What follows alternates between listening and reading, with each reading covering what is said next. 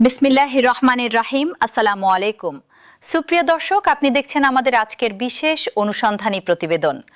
দেশের লক্ষ লক্ষ সরকারি কর্মকর্তা কর্মচারীর জন্য সবচেয়ে আলোচিত এবং সবচেয়ে প্রতীক্ষিত একটি বিষয় হল নবম জাতীয় পে স্কেল। দীর্ঘ ১১ বছরের অপেক্ষার পর এই বেতন কাঠামো নিয়ে এখন সারা দেশে আলোচনা তুঙ্গে। আজকের প্রতিবেদনে আমরা একেবারে শুরু থেকে শেষ পর্যন্ত বিস্তারিতভাবে জানব নবম পে স্কেলের ইতিহাস, কমিশনের গঠন প্রক্রিয়া, কমিশনের সুপারিশ, প্রস্তাবিত বেতন কাঠামো, গ্রেড ভিত্তিক সম্ভাব্য পরিবর্তন, কর্মচারীদের দাবি দেওয়া, আন্দোলনের ধারা, সরকারের আর্থিক জটিলতা, বিশেষজ্ঞদের মতামত এবং আগামী দিনের সম্ভাব্য চিত্র। তাহলে চলুন শুরু করা যাক আজকের দীর্ঘ এই প্রতিবেদন। পর্ব ১, পে স্কেলের প্রেক্ষাপট। বাংলাদেশে স্বাধীনতার পর থেকে এখন পর্যন্ত সরকারি কর্মচারীদের জন্য মোট ৮টি জাতীয় বেতন কাঠামো ঘোষণা করা হয়েছে। ১৯৭৩ সালে স্বাধীন বাংলাদেশে প্রথম পে স্কেল জারি হয়। তারপর সময়ের প্রয়োজনে একের পর এক নতুন বেতন কাঠামো এসেছে। নিয়ম অনুযায়ী প্রতি ৫ বছর পর পর নতুন পে স্কেল আসার কথা থাকলেও বাস্তবে এই নিয়ম সব সময় অনুসরণ করা হয়নি। বিভিন্ন সময়ে রাজনৈতিক পরিস্থিতি, অর্থনৈতিক সংকট এবং প্রশাসনিক জটিলতার কারণে নতুন পে স্কেল ঘোষণায় বিলম্ব হয়েছে। সবশেষ অষ্টম জাতীয় বেতন স্কেল চালু হয়েছিল ২০১৫ সালে। তারপর থেকে দীর্ঘ ১১ বছর পার হয়ে গেছে, অথচ নতুন কোনো পূর্ণাঙ্গ পে স্কেল আসেনি। এই দীর্ঘ সময়ে করোনা মহামারী দেশের অর্থনীতিতে বড় ধাক্কা দেয়।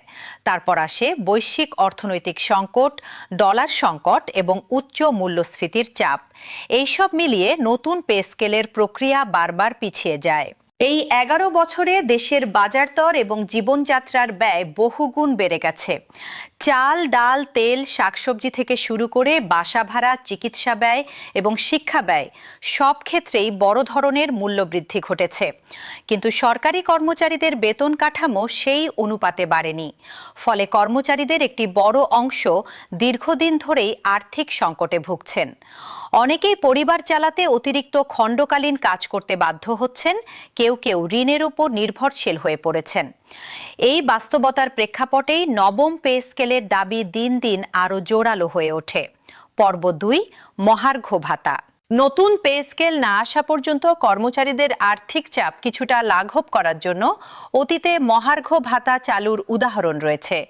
মহার্ঘ ভাতা হলো এমন একটি অন্তর্বর্তীকালীন আর্থিক সুবিধা যা মূল বেতন কাঠামো পরিবর্তন না করে মূল্যস্ফীতির চাপ মোকাবিলায় সাময়িকভাবে দেওয়া হয়। বর্তমান প্রেক্ষাপটেও কর্মচারী সংগঠনগুলো একই ধরনের একটি ব্যবস্থা চাইছে। তাদের যুক্তি হলো, যতদিন পর্যন্ত নবম পে স্কেলের গেজেট প্রকাশিত না হচ্ছে ততদিন পর্যন্ত অন্তত ৫০% মহার্ঘ ভাতা দেওয়া হোক, যাতে বর্তমান বাজার দরের সঙ্গে কিছুটা হলেও সামঞ্জস্য বজায় রাখা যায়। পর্ব ৩, নবম বেতন কমিশন গঠন। এই দীর্ঘদিনের দাবির প্রেক্ষাপটে সরকার সাবেক অর্থ সচিব জাকির আহমেদ খানের নেতৃত্বে একটি বিশেষ কমিশন গঠন করে। এই কমিশনকে দায়িত্ব দেওয়া হয় একটি পূর্ণাঙ্গ এবং বাস্তবসম্মত বেতন কাঠামোর রূপরেখা তৈরি করার। কমিশন গঠনের পর দীর্ঘ কয়েক মাস ধরে বিভিন্ন স্তরের কর্মচারী সংগঠন, অর্থনীতিবিদ এবং প্রশাসনিক কর্মকর্তাদের সঙ্গে আলোচনা চালানো হয়। বিভিন্ন গ্রেডের কর্মচারীদের প্রকৃত চাহিদা এবং বাজার দরের সঙ্গে সামঞ্জস্য রেখে কমিশন তাদের সুপারিশ তৈরি করে। দীর্ঘ পর্যালোচনার পর ২১শে জানুয়ারি ২০২৬ তারিখে বুধবার বিকেলে সচিবালয়ে এই চূড়ান্ত প্রতিবেদন প্রধান উপদেষ্টার কাছে জমা দেওয়া হয়। এই প্রতিবেদন জমা দেওয়ার মধ্য দিয়ে দীর্ঘ ১ দশকের অপেক্ষার একটি গুরুত্বপূর্ণ পর্যায় সম্পন্ন হয়। প্রতিবেদন জমা দেওয়ার পর সরকারের উচ্চ পর্যায়ে এই প্রস্তাবিত কাঠামো নিয়ে গভীর বিশ্লেষণ এবং পর্যালোচনা শুরু হয়। জানা গেছে, একটি ১০ সদস্যের বিশেষ কমিটি এই সুপারিশগুলো খুঁটিনাটি যাচাই বাছাই করছে। এই কমিটির মূল কাজ হল প্রস্তাবিত বেতন কাঠামোর আর্থিক সম্ভাব্যতা যাচাই করা এবং বাস্তবায়নের একটি সুনির্দিষ্ট কৌশল ঠিক করা। পর্ব ৪, প্রস্তাবিত বেতন কাঠামোর বিস্তারিত বিশ্লেষণ। এখন আসা যাক সবচেয়ে গুরুত্বপূর্ণ প্রশ্নে। নতুন পে স্কেলে আসলে বেতন কতটা বাড়তে পারে? বিভিন্ন সূত্র থেকে পাওয়া তথ্য বিশ্লেষণ করে দেখা যায় এই প্রস্তাবনায় গড়ে প্রায় 105% বেতন বৃদ্ধির সুপারিশ করা হয়েছে। তবে সব গ্রেডে এই বৃদ্ধির হার সমান নয় এবং এটি এই প্রস্তাবনার সবচেয়ে আলোচিত একটি দিক। বিশেষভাবে লক্ষণীয় বিষয় হলো নিচের গ্রেডগুলোতে অর্থাৎ 11 থেকে 20 গ্রেডে বেতন বৃদ্ধির হার 140% পর্যন্ত হতে পারে বলে ধারণা করা হচ্ছে। এর অর্থ হল সবচেয়ে কম বেতনের কর্মচারীরা এই নতুন কাঠামোয় আনুপাতিকভাবে সবচেয়ে বেশি উপকৃত হবেন।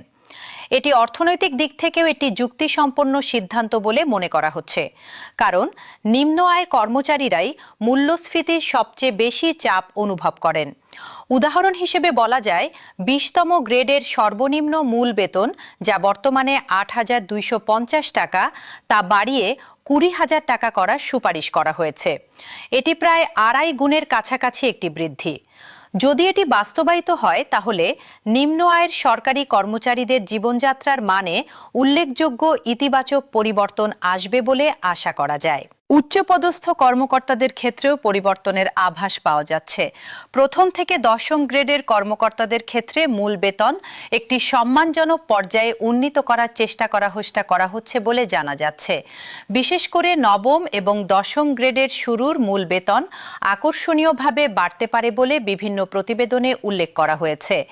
এই দুটি গ্রেডে সাধারণত প্রথম শ্রেণীর কর্মকর্তাদের নিয়োগ হয়, ফলে এই পরিবর্তন নতুন নিয়োগপ্রাপ্ত কর্মকর্তাদের জন্য গুরুত্বপূর্ণ হয়ে উঠবে। পর্ব 5, গ্রেড অনুযায়ী সম্ভাব্য প্রভাব বিশ্লেষণ। বিষয়টিকে আরেকটু সহজভাবে বোঝার চেষ্টা করা যাক। বাংলাদেশের সরকারি বেতন কাঠামোয় মোট 20টি গ্রেড রয়েছে। প্রথম গ্রেড সবচেয়ে উচ্চ পদস্থ কর্মকর্তাদের জন্য এবং 20তম গ্রেড সবচেয়ে নিম্ন পদস্থ কর্মচারীদের জন্য। প্রস্তাবিত কাঠামো অনুযায়ী যত নিচের গ্রেডের দিকে যাওয়া হবে তত বেশি শতাংশ হারে বেতন বৃদ্ধি ঘটবে। এর পেছনে যুক্তি হলো বৈষম্য কমিয়ে আনা। দীর্ঘদিন ধরে অভিযোগ ছিল যে উচ্চ এবং নিম্ন গ্রেডের মধ্যে বেতনের পার্থক্য অনেক বেশি, যা সামাজিক বৈষম্য তৈরি করে। নতুন কাঠামোয় এই বৈষম্য কিছুটা কমিয়ে আনার চেষ্টা করা হচ্ছে বলে ধারণা করা হচ্ছে। তবে এখানে একটি গুরুত্বপূর্ণ বিষয় মাথায় রাখা প্রয়োজন। গেজেট প্রকাশিত না হওয়া পর্যন্ত প্রতিটি গ্রেডে সুনির্দিষ্ট বেতনের অঙ্ক চূড়ান্ত বলে ধরে নেওয়া ঠিক হবে না। বিভিন্ন সূত্র থেকে পাওয়া সংখ্যাগুলো মূলত কমিশনের সুপারিশের ভিত্তিতে তৈরি, আর সুপারিশ এবং চূড়ান্ত বাস্তবায়নের মধ্যে কিছু পার্থক্য থাকতে পারে। পর্ব 6, অতিরিক্ত সুবিধার দাবি। বেতন বৃদ্ধির পাশাপাশি কর্মচারী সংগঠনগুলো আরও কিছু গুরুত্বপূর্ণ দাবি তুলেছে। প্রথমত, অবিলম্বে 9ম পে স্কেল ঘোষণা এবং গ্যাজেট প্রকাশের দাবি জানানো হয়েছে। দ্বিতীয়ত, নতুন পে স্কেল কার্যকর হওয়ার আগ পর্যন্ত একটি অন্তর্বর্তীকালীন ব্যবস্থা হিসেবে 50% মহার্ঘ ভাতা প্রদানের দাবি উঠেছে। এই দাবির পেছনে যুক্তি হল বাজার দর এত বেড়ে গেছে যে নতুন পে স্কেল কার্যকর হওয়ার আগে পর্যন্ত কর্মচারীদের আর্থিক কষ্ট লাঘব করা প্রয়োজন। তৃতীয়ত, টাইম স্কেল এবং সিলেকশন গ্রেড পুনর্বহাল করার দাবি জানানো হয়েছে। এই দুটি সুবিধা আগে কর্মচারীদের ছিল, তবে পরে তা বাতিল করা হয়েছিল। টাইম স্কেল মানে হলো একই পদে দীর্ঘদিন থাকা কর্মচারীরা নির্দিষ্ট সময় পর পদোন্নতি না পেলেও বেতন স্কেলে কিছুটা অগ্রগতি পাবেন। সিলেকশন গ্রেড হলো দীর্ঘ কর্মজীবনে ভালো পারফরম্যান্সের ভিত্তিতে একটি বিশেষ গ্রেড সুবিধা। কর্মচারী সংগঠনগুলো মনে করে এই সুবিধা পুনর্বহাল হলে দীর্ঘ সময় একই পদে কর্মরত থাকা কর্মচারীরা উপকৃত হবেন।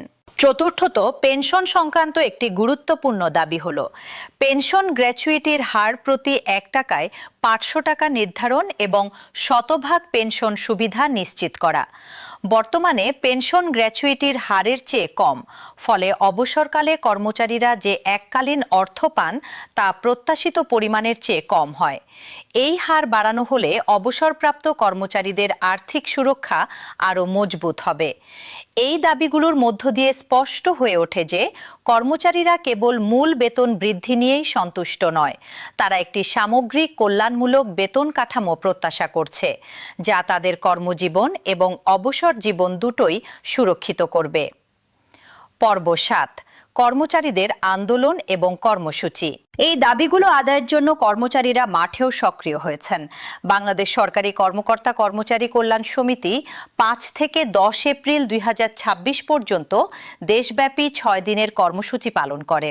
এই কর্মসূচি সরকঞ্চি সরকারের নীতি নির্ধারকদের দৃষ্টি আকর্ষণ করতে সক্ষম হয়েছিল বলে বিভিন্ন প্রতিবেদনে উল্লেখ করা হয়েছে। কর্মচারীরা মূলত অবিলম্বে পে স্কেল ঘোষণা এবং বাস্তবায়নের দাবিতে এই কর্মসূচি পালন করেন। এই 6 দিনের কর্মসূচির মধ্যে বিভিন্ন কার্যালয়ের সামনে মানববন্ধন, স্মারকলিপি প্রদান এবং প্রতীকী কর্মবিরতির মতো কর্মসূচি অন্তর্ভুক্ত ছিল।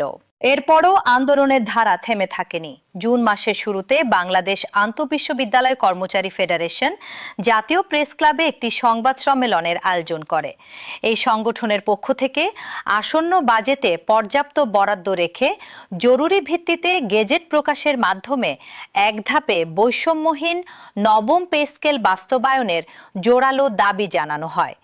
সংগঠনের পক্ষ থেকে জানানো হয় যে বর্তমান বেতন কাঠামোয় সংসার চালাতে কর্মচারীরা রীতিমতো হিমশিম খাচ্ছেন। এই সংবাদ সম্মেলনে আরও জানানো হয় যে নির্বাচনের আগে সরকার প্রধান কর্মচারীদের সমস্যার বিষয়ে অবগত থাকার কথা জানিয়ে দ্রুত নবম পে স্কেল বাস্তবায়নের আশ্বাস দিয়েছিলেন। কর্মচারী সংগঠনগুলো বিশেষভাবে উদ্বিগ্ন একটি বিষয় নিয়ে। বিভিন্ন গণমাধ্যমে খবর প্রচারিত হয় যে সরকার 3 ধাপে পে স্কেল বাস্তবায়নের পরিকল্পনা করছে। এই খবরে কর্মচারীরা যথেষ্ট হতাশ হয়েছেন বলে জানা গেছে। তাদের যুক্তি হলো, গত 11 বছরে কর্মচারীরা 2টি পে স্কেল থেকে বঞ্চিত হয়েছেন এবং সেই হিসেবে 3 ধাপে বাস্তবায়নের কোনো যৌক্তিকতা নেই। তাই তারা জুন মাসের মধ্যেই গেজেট জারি করে এক ধাপে বাস্তবায়নের জোর দাবি জানিয়েছেন। একই সঙ্গে জানুয়ারি মাস থেকে পে স্কেল কার্যকর করার এবং বাজেটে প্রয়োজনীয় বরাদ্দ রাখার দাবিও জানানো হয়েছে। সংগঠনগুলোর পক্ষ থেকে এমন হুঁশিয়ারিও দেওয়া হয়েছে যে যদি আসন্ন বাজেটে প্রয়োজনীয় বরাদ্দ না রাখা হয় এবং রোডম্যাপ ঘোষণা না করা হয়, তাহলে দেশের সব পাবলিক বিশ্ববিদ্যালয়ের কর্মচারী সংগঠনকে নিয়ে আরও কঠোর কর্মসূচি ঘোষণা করতে তারা বাধ্য হবেন। পর্ব 8, সরকারের অবস্থান এবং বাজেট প্রসঙ্গ। এখন প্রশ্ন আসছে, সরকার আসলে এই বিষয়ে কি ভাবছে? প্রাপ্ত তথ্য অনুযায়ী সরকার পক্ষকে জানানো হয়েছে যে আগামী জুলাই মাস থেকে, অর্থাৎ নতুন অর্থ বছরের শুরু থেকে নতুন বেতন কাঠামো কার্যকর হওয়ার একটি জোরালো সম্ভাবনা রয়েছে। কিছু সূত্র অনুযায়ী জুন মাসের মধ্যেই গেজেট প্রকাশের প্রস্তুতি চলছে বলে জানা গেছে। 2026-27 অর্থ বছরের জাতীয় বাজেটে এই খাতে বড় অঙ্কের একটি বরাদ্দ রাখার পরিকল্পনা নেওয়া হয়েছে বলে বিভিন্ন প্রতিবেদনে উল্লেখ রয়েছে। এই বরাদ্দের পরিমাণ নিয়ে বিভিন্ন প্রতিবেদনে কিছুটা ভিন্নতা দেখা যায়। কোনো কোনো সূত্রে 22 থেকে 25 হাজার কোটি টাকা বরাদ্দের কথা বলা হয়েছে, আবার কোনো সূত্রে 30 থেকে 35 হাজার কোটি টাকার মতো বড় অঙ্কের কথাও বলা হয়েছে। প্রকৃত বরাদ্দের চূড়ান্ত পরিমাণ নির্ভর করবে আসন্ন বাজেটে সরকার আসলে কতটা অগ্রাধিকার দেয় তার উপর। তবে একটি বিষয় খেয়াল করার মতো, মার্চ মাসের একটি প্রতিবেদনে উল্টো চিত্র দেখা গেছে। সেই প্রতিবেদনে বলা হয়, নতুন পে কমিশনের জন্য প্রাথমিকভাবে প্রায় 40 হাজার কোটি টাকা প্রয়োজন বলে ধারণা করা হয়েছিল, কিন্তু এই অর্থের একটি বড় অংশ, অর্থাৎ 39,038 কোটি টাকা জ্বালানি ভর্তুকি, কৃষি ঋণ মওকুফ এবং ফ্যামিলি কার্ডের মতো অন্যান্য জরুরি ও জনকল্যাণমূলক খাতে ব্যয়ের সিদ্ধান্ত নেওয়া হয়েছে বলে জানা যায়। এর ফলে সেই সময়ে পে স্কেল বাস্তবায়নের জন্য পর্যাপ্ত তহবিল না থাকার আশঙ্কা প্রকাশ করা হয়েছিল। এই দুই ধরনের তথ্য একসঙ্গে বিবেচনা করলে স্পষ্ট হয়ে ওঠে যে নবম পে স্কেলের বাস্তবায়ন একটি জটিল আর্থিক সমীকরণের উপর নির্ভর করছে। একদিকে সরকার রাজনৈতিকভাবে কর্মচারীদের প্রতি প্রতিশ্রুতিবদ্ধ, অন্যদিকে দেশের সামষ্টিক অর্থনৈতিক পরিস্থিতি এবং বাজেটের সীমাবদ্ধতা একটি বড় বাধা হয়ে দাঁড়িয়েছে। প্রস্তাবিত 2026-27 অর্থবছরের বাজেটের আকার প্রায় 9,38,000 কোটি টাকা বলে জানা যাচ্ছে এবং এই বাজেটের লক্ষ্য হিসেবে সামষ্টিক অর্থনৈতিক স্থিতিশীলতা এবং বৈষম্যহীন উন্নয়নের কথা বলা হয়েছে। এই বিশাল বাজেটের মধ্যে পে স্কেলের জন্য কতটা জায়গা তৈরি হয় তা নিয়েই এখন সবচেয়ে বেশি আগ্রহ তৈরি হয়েছে। পর্ব 9, বাস্তবায়নের সম্ভাব্য সময়রেখা। তাহলে আসলে কখন কার্যকর হতে পারে নবম পে স্কেল? বিভিন্ন সূত্র বিশ্লেষণ করলে দেখা যায় সরকারের লক্ষ্য হল 2026-27 অর্থ বছরের প্রথম দিন অর্থাৎ 1 জুলাই থেকে পূর্ণাঙ্গভাবে নতুন কাঠামো কার্যকর করা। কিছু সূত্রে জুন মাস থেকেই ধাপে ধাপে বাস্তবায়নের কথাও বলা হয়েছে। তবে আবার কর্মচারী সংগঠনগুলোর পক্ষ থেকে 3 ধাপে নয় বরং 1 ধাপে সম্পূর্ণ বাস্তবায়নের জোরালো দাবি অব্যাহত রয়েছে। বাস্তবতা হলো সরকারি যে কোনো বড় সিদ্ধান্ত একাধিক পর্যায়ে অনুমোদিত হয়। প্রথমে কমিশনের প্রতিবেদন জমা, তারপর সংশ্লিষ্ট কমিটির পর্যালোচনা, এরপর মন্ত্রিসভার অনুমোদন এবং সবশেষে গেজেট প্রকাশ। বর্তমানে এই প্রক্রিয়ার মধ্যবর্তী পর্যায়ে অর্থাৎ পর্যালোচনা পর্যায়ে রয়েছে নবম পে স্কেলের বিষয়টি।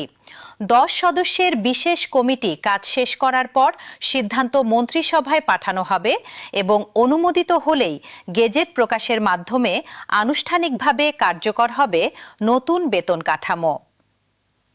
পর্ব 10, সাধারণ কর্মচারীদের প্রতিক্রিয়া এবং প্রত্যাশা। এই পুরো প্রক্রিয়ার মধ্যে সবচেয়ে বেশি আগ্রহ এবং উদ্বেগ নিয়ে অপেক্ষা করছেন সাধারণ কর্মচারীরা। বিভিন্ন মাধ্যমে দেখা গেছে অনেক কর্মচারী তাদের ব্যক্তিগত পরিস্থিতি তুলে ধরে জানতে চাইছেন তারা নতুন পে স্কেলের সুবিধা পাবেন কিনা। যারা শীঘ্রই অবসরে যাচ্ছেন তাদের মধ্যে একটি বিশেষ উদ্বেগ রয়েছে যে নতুন পে স্কেল কার্যকর হওয়ার আগে অবসরে গেলে তারা এই সুবিধা থেকে বঞ্চিত হবেন কিনা। অতীতের অভিজ্ঞতা থেকে দেখা যায় সাধারণত নতুন বেতন কাঠামো কার্যকর হওয়ার আগে অবসরে যাওয়া কর্মচারীদের ক্ষেত্রে বিশেষ সুবিধা প্রদান করা হয় না, যদিও সরকার চাইলে বিশেষ বিবেচনায় তাদের অন্তর্ভুক্ত করতে পারে। এই প্রসঙ্গে আরেকটি বিষয় গুরুত্বপূর্ণ। সরকারি কর্মচারীদের পাশাপাশি বেসরকারি শিক্ষা প্রতিষ্ঠানের কর্মচারীরাও নতুন পে স্কেল কার্যকর হলে তার প্রভাব কিভাবে তাদের উপর পড়বে তা নিয়ে আগ্রহী। সাধারণত মাধ্যমিক ও উচ্চ মাধ্যমিক পর্যায়ের এমপিওভুক্ত শিক্ষক ও কর্মচারীদের বেতন কাঠামোও সরকারি পে স্কেলের সঙ্গে সংযুক্ত থাকে। ফলে নবম পে স্কেল কার্যকর হলে এই বিশাল জনগোষ্ঠীও এর সুফল ভোগ করার সম্ভাবনা থাকে। পর্ব 11, অর্থনৈতিক প্রভাব বিশ্লেষণ। নবম পে স্কেল কেবল সরকারি কর্মচারীদের জন্য গুরুত্বপূর্ণ নয়, বরং দেশের সামগ্রিক অর্থনীতির ওপরও এর একটি বড় প্রভাব রয়েছে। যখন বিপুল সংখ্যক সরকারি কর্মচারীর হাতে অতিরিক্ত অর্থ আসে তখন তা সরাসরি বাজারে প্রবেশ করে এবং ভোগ ব্যয় বৃদ্ধি করে। এর ফলে একদিকে অর্থনীতিতে চাহিদা বৃদ্ধি পায়, যা ব্যবসা বাণিজ্যের জন্য সহায়ক হতে পারে। তবে অন্যদিকে অর্থনীতিবিদদের একটি অংশ মনে করেন এত বিপুল পরিমাণ অর্থ একসঙ্গে বাজারে প্রবেশ করলে তা মূল্যস্ফীতির ওপরও চাপ তৈরি করতে পারে। এই কারণেই সরকার ধাপে ধাপে বাস্তবায়নের কথা ভাবছে বলে কোনো প্রতিবেদনে উল্লেখ করা হয়েছে, যাতে অর্থনৈতিক স্থিতিশীলতা বজায় রাখা যায়। তবে কর্মচারী সংগঠনগুলোর যুক্তি হল দীর্ঘদিন ধরে বঞ্চিত থাকার পর এখন আর কোনো বিলম্ব মেনে নেওয়া সম্ভব নয়। এই দুই পক্ষের অবস্থানের মধ্যে একটি ভারসাম্য তৈরি করাই হবে সরকারের জন্য সবচেয়ে বড় চ্যালেঞ্জ। এছাড়াও আরেকটি গুরুত্বপূর্ণ দিক হলো ব্যাংকিং ও আবাসন খাতের প্রভাব। সরকারি কর্মচারীদের বেতন বাড়লে স্বাভাবিকভাবেই সঞ্চয় এবং ব্যাংক আমানতের পরিমাণও বাড়তে পারে। একই সঙ্গে গৃহ নির্মাণ ঋণ এবং অন্যান্য ভোগ্যপণ্যের চাহিদাও বাড়তে পারে, যা সংশ্লিষ্ট খাতগুলোর জন্য ইতিবাচক হতে পারে। পর্ব 12, অতীতের অভিজ্ঞতা থেকে শিক্ষা। ইতিহাস ঘাটলে দেখা যায় অতীতেও পে স্কেল বাস্তবায়নের ক্ষেত্রে নানা জটিলতা তৈরি হয়েছে। 1997 সালের জাতীয় বেতন স্কেলে পে ফিক্সেশনের সময় বেতন বৃদ্ধি পেলেও প্রথম বছরে কর্মচারীরা মাত্র 60% সুবিধা পেয়েছিলেন। সেই সময় পে স্কেল 60% এবং 40% হিসেবে 2 বছরে ভাগ করে বাস্তবায়ন করা হয়েছিল।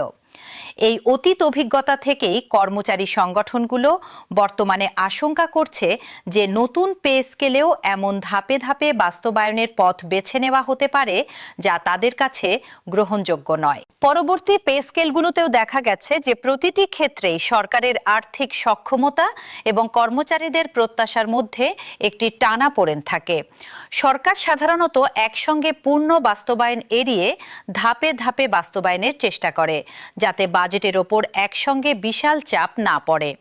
অন্যদিকে কর্মচারীরা সবসময় দ্রুত এবং পূর্ণ বাস্তবায়নের পক্ষে থাকেন। নবম পে স্কেলের ক্ষেত্রেও এই একই ধরনের টানাপোড়েন স্পষ্টভাবে দেখা যাচ্ছে। পর্ব ১৩, বিশেষজ্ঞদের মতামত। অর্থনীতি বিশ্লেষকদের একটি অংশ মনে করেন, নবম পে স্কেল বাস্তবায়নের সময় সরকারকে একটি সুনির্দিষ্ট ভারসাম্য বজায় রাখতে হবে। একদিকে কর্মচারীদের প্রকৃত আর্থিক প্রয়োজন এবং বাজার দরের সঙ্গে সামঞ্জস্য রাখা প্রয়োজন, অন্যদিকে সরকারের সীমিত বাজেট এবং অন্যান্য অগ্রাধিকারমূলক খাতের সঙ্গেও সমন্বয় করতে হবে। অনেকে মনে করেন একটি দীর্ঘমেয়াদী টেকসই বেতন কাঠামো তৈরি করা প্রয়োজন, যা শুধু সাময়িক সমাধান না দিয়ে আগামী 10 বছরের জন্য প্রযোজ্য হতে পারে। প্রতিবেদনগুলোতে এমন ইঙ্গিতও পাওয়া যায় যে সরকার এমন একটি কাঠামো তৈরির কথা ভাবছে যা ভবিষ্যতে দ্রুত পুনর্বিবেচনার প্রয়োজন তৈরি না করে। কিছু বিশ্লেষক আরও মনে করেন যে কেবল মূল বেতন বাড়ানোই যথেষ্ট নয়, বরং বেতন কাঠামোর সঙ্গে নিয়মিত মূল্যস্ফীতি সমন্বয়ের একটি স্বয়ংক্রিয় ব্যবস্থা থাকা প্রয়োজন।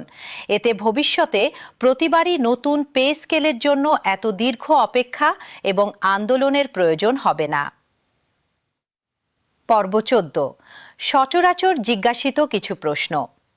দর্শক, এখন চলুন এই বিষয়ে সাধারণত যে প্রশ্নগুলো সবচেয়ে বেশি জিজ্ঞাসা করা হয় তার কিছু উত্তর জেনে নেওয়া যাক। প্রশ্ন হলো, নবম পে স্কেল কি 2026 সালে বাস্তবায়িত হবে? উত্তরে বলা যায়, বিভিন্ন সূত্র অনুযায়ী সরকারের লক্ষ্য রয়েছে জুলাই মাস থেকে এটি কার্যকর করার, তবে গেজেট প্রকাশিত না হওয়া পর্যন্ত এটি শতভাগ নিশ্চিত বলা যায় না। আরেকটি প্রশ্ন হলো, বেতন বৃদ্ধির হার কত হতে পারে? উত্তরে বলা যায়, গড়ে 105% কাছাকাছি হলেও নিম্ন গ্রেডে এই হার 140% পর্যন্ত হতে পারে বলে প্রতিবেদনে উল্লেখ রয়েছে। আরেকটি প্রশ্ন হলো, এক ধাপে নাকি একাধিক ধাপে বাস্তবায়িত হবে? এই বিষয়ে এখনো স্পষ্ট চূড়ান্ত সিদ্ধান্ত আসেনি। কর্মচারী সংগঠনগুলো এক ধাপে বাস্তবায়নের দাবি জানালেও সরকারের কিছু সূত্র থেকে ধাপে ধাপে বাস্তবায়নের ইঙ্গিত পাওয়া গেছে। পর্ব ১৫, আগামী দিনের সম্ভাব্য পরিস্থিতি। সব মিলিয়ে এখন পরিস্থিতি একটি গুরুত্বপূর্ণ মোড়ে দাঁড়িয়ে। আসন্ন জাতীয় বাজেটে কত পরিমাণ অর্থ বরাদ্দ থাকে তার উপর নির্ভর করবে নবম পে স্কেলের ভবিষ্যৎ গতিপথ। যদি বাজেটে পর্যাপ্ত বরাদ্দ রাখা হয় এবং সরকার এক ধাপে বাস্তবায়নের সিদ্ধান্ত নেয়, তাহলে আগামী জুলাই মাস থেকেই কর্মচারীরা নতুন বেতন কাঠামোর সুফল পেতে শুরু করবেন। অন্যদিকে যদি তহবিলের সংকট অব্যাহত থাকে, তাহলে ধাপে ধাপে বাস্তবায়নের পথেই হাঁটতে হতে পারে সরকারকে, যা কর্মচারীদের জন্য কিছুটা হতাশাজনক হবে। দর্শক, এটাও মনে রাখা জরুরি যে গ্যাজেট প্রকাশিত না হওয়া পর্যন্ত কোনো তথ্যকেই শতভাগ নিশ্চিত বলে ধরে নেওয়া ঠিক হবে না। বিভিন্ন সূত্র থেকে পাওয়া তথ্যে কিছু পার্থক্য রয়েছে এবং প্রকৃত চিত্র স্পষ্ট হবে কেবল সরকারি গ্যাজেট প্রকাশের পরই। তবে এটুকু নিশ্চিতভাবে বলা যায় যে নবম পে স্কেল নিয়ে আলোচনা এখন তার চূড়ান্ত পর্যায়ে পৌঁছেছে এবং আগামী কিছু মাসের মধ্যেই এই বিষয়ে একটি স্পষ্ট সিদ্ধান্ত আসার সম্ভাবনা রয়েছে। পর্ব ১৬, উপসংহার। আজকের এই দীর্ঘ প্রতিবেদনে আমরা দেখলাম নবম জাতীয় পে স্কেলে পুরো প্রেক্ষাপট, ইতিহাস, কমিশনের প্রতিবেদন, প্রস্তাবিত বেতন বৃদ্ধির হার, গ্রেড ভিত্তিক বিশ্লেষণ, কর্মচারীদের দাবি দাওয়া, আন্দোলনের ধারা, সরকারের আর্থিক জটিলতা, অর্থনৈতিক প্রভাব এবং বিশেষজ্ঞদের মতামত। এই বিষয়টি কেবল সরকারি কর্মচারীদের জন্যই নয়, বরং দেশের সার্বিক অর্থনীতির জন্য অত্যন্ত গুরুত্বপূর্ণ একটি বিষয়। আমরা আমাদের পরবর্তী প্রতিবেদনগুলোতে এই বিষয়ে নতুন কোনো তথ্য বা গেজেট প্রকাশিত হলেই তা আপনাদের জানাবো। দর্শক, আজকের প্রতিবেদন এ পর্যন্তই। এই ধরনের গুরুত্বপূর্ণ আপডেট সবার আগে পেতে আমাদের চ্যানেলের সঙ্গেই থাকুন। ভালো থাকুন, সুস্থ থাকুন। আজকের মতো এখানেই শেষ করছি। আবার দেখা হবে নতুন কোনো প্রতিবেদনে। ধন্যবাদ।